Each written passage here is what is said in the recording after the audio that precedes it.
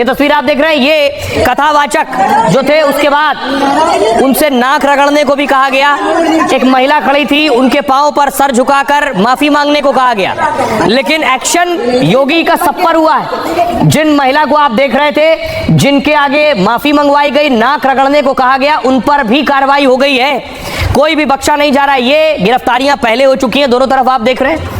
पहले कथावाचकों से बदसलूकी करने वालों पर एक्शन हुआ, जो ये तस्वीर है। गंभीर धाराओं में केस दर्ज कर 4 को जेल भेज दिया गया।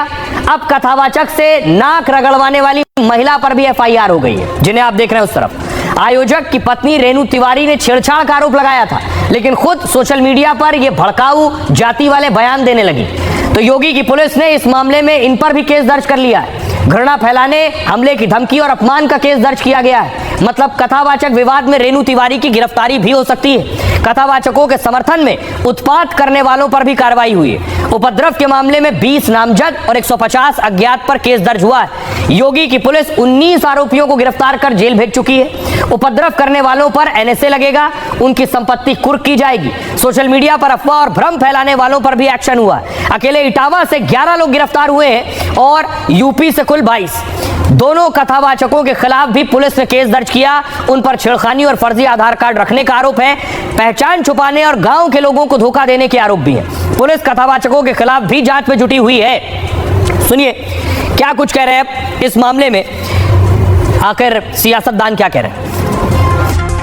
सिडनी से लेकर सिंगापुर तक मौज मस्ती करने वाले आज सनातन पर सवाल उठा रहे हैं। सैफई में नाच गाने कराने वाले आज सनातन पर सवाल उठा रहे हैं। अरे अंडर टेबल से जन्मी हुई पार्टी और अंडर टेबल के लिए कार्य करने वाली पार्टी आज सनातन पर सवाल उठा रही है। और अगर अंडर टेबल नहीं रहता तो आपसे तो सवाल बनता है कि साइकिल से चलने वाले आज मर्सिडीज से चल कैसे रहे। समाजवादी पार्टी के राष्ट्रीय अध्यक्ष अखिलेश यादव जी को जैसे ही उत्तर प्रदेश चुनाव या लोकसभा चुनाव आता है, ऐसा लगता है कि कुछ इन पे किसी हिंदू विरोधियों की साया इनके ऊपर पड़ जाती है।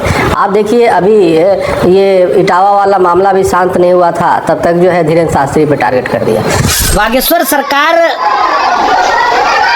टारगेट उन्होंने किया है उनको, इसलिए बागेश्वर सरकार को उन्होंने टारगेट किया क्योंकि बागेश्वर सरकार हिंदुत्व पे कार्य करते हैं, सनातन पे कार्य करते हैं। उन्होंने छुआछूत, ऊंच नीच, सारे भेदभाव को खत्म करके हिंदुओं को एक होने के लिए लगातार प्रयासरत है और प्रयास करते हैं। अब देखिए जरा इटावा में क्या हुआ। कथावाचकों की चोटी काट दी गई। उसके बाद अखिलेश ने इस लड़ाई को यादव बनाम ब्राह्मण कर दिया। और पहले दिन मैंने आपको कहा था इसका असर बिहार तक होने वाला है, क्योंकि बिहार में यादवों की आबादी ब्राह्मणों के मुकाबले कहीं ज्यादा है। और इसे यादव बनाम ब्राह्मण करके क्या होने वाला था उसकी तस्वीर देखिए। ये बिहार के मोतिहारी का गांव है और इस गांव में देखिए बोर्ड लगा दिया गया है। बोर्ड पर क्या लिखा है, देखिए ये लिखा है, इस गांव में ब्राह्मणों को पूजा कराना सख्त मना है, पकड़े जाने पर दंड भी दिया जाएगा। और न सिर्फ बोर्ड लगा है बल्कि खंभों पर लिख दिया गया है, ब्राह्मणों को पूजा पाठ कराना मना है। ये असर बिहार में हो रहा है और सियासतदान दरअसल यही चाह रहे थे कि चुनाव से पहले इस लड़ाई को ब्राह्मण बनाम यादव कर दिया जाए, और वो इसमें कामयाब हो गए।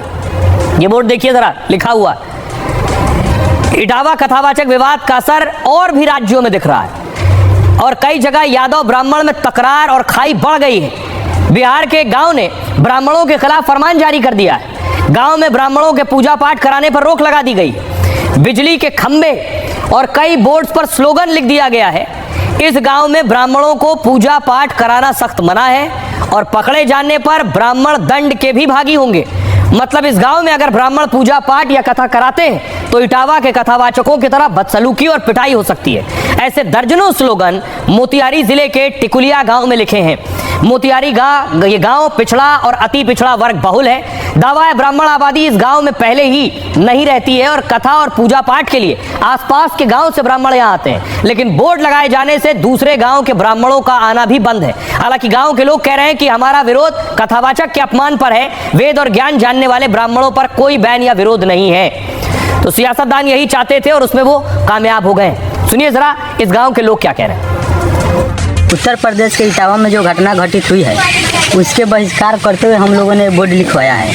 और हम लोगों का कहने का मतलब है कि वो ब्राह्मण जो कुछ नहीं जानता है और पूजा पाठ करवाते हैं, तो उनका हम लोग बहिष्कार करते हैं। जो वेद ग्रंथ जानता हो और जो मांस मदिरा का पालन नहीं करता हो, जिसके पास ज्ञान हो, वो सब कुछ जानता हो, तो उससे हम लोग पूजा करवा लेंगे, बेशक वो किसी भी जाति का क्यों ना हो, हम लोग उससे पूजा करवा लेंगे।